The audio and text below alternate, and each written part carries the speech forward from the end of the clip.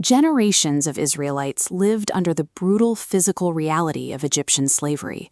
They were subjected to intense manual labor and severe systemic oppression. Following their escape across the Red Sea, the people faced the arid, hostile conditions of the desert. God responded directly to their immediate physical needs, dropping manna, a bread-like substance, from the sky for food, and pulling drinking water straight from solid rock. In recounting this escape to Moses, God says he carried the Israelites to himself on eagle's wings, a metaphor illustrating swift, powerful, and protective deliverance. Before God issued a single command or expectation, he divided a sea and provided food in a wasteland. He proved his devotion through an act of unconditional rescue. 3 months into their journey, the Israelites arrive at Mount Sinai. The mountain is enveloped in a dark cloud, pierced by lightning, thick smoke, and the deafening sound of trumpet blasts. Because of this intense, terrifying presence, God commands Moses to set a strict physical perimeter around the mountain's base. Any person or animal that crosses the boundary will die. Yet God's intention behind this awe-inspiring display is specific and constructive. He plans to take these newly freed slaves and shape them into a holy nation and a royal priesthood. This creates a massive practical problem. A traumatized, flawed group of people now has to figure out how to live in daily, close proximity to a terrifyingly holy God. To bridge this gap, Moses ascends the mountain alone, entering the smoke and fire. He serves as a mediator, a representative who communicates between two separate parties to forge an agreement. God establishes a covenant with the Israelites. In the ancient Near East, a covenant operated as a formal treaty where a sovereign king guaranteed protection and blessing, provided the subjects maintained their loyalty. The precise terms of this specific treaty are the 10 Commandments, permanently recorded on tablets of stone.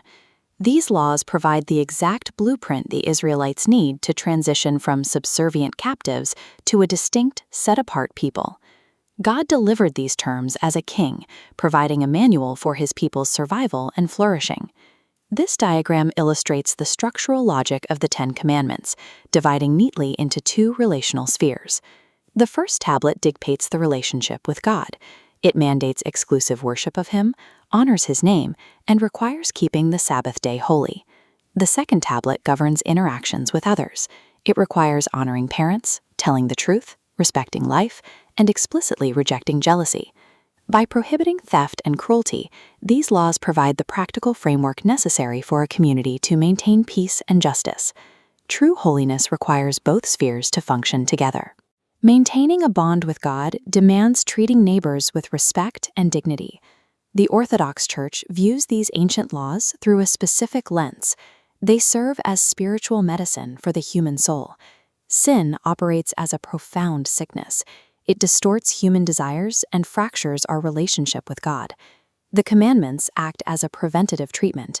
They actively steer a person's thoughts and daily actions away from that sickness and toward goodness. Even with a perfect medical regimen, human beings are fragile. We inevitably stumble off the path. Every day brings moments of anger, dishonesty, or disrespect, where we fail to uphold our end of the covenant. To address these inevitable failures, the Church offers the sacrament of confession, a sacred rite where individuals acknowledge their sins to a priest to receive divine absolution. Through genuine repentance, individuals secure forgiveness. They can stand back up and resume their forward progress. The thunder and fire at Mount Sinai established a resilient framework.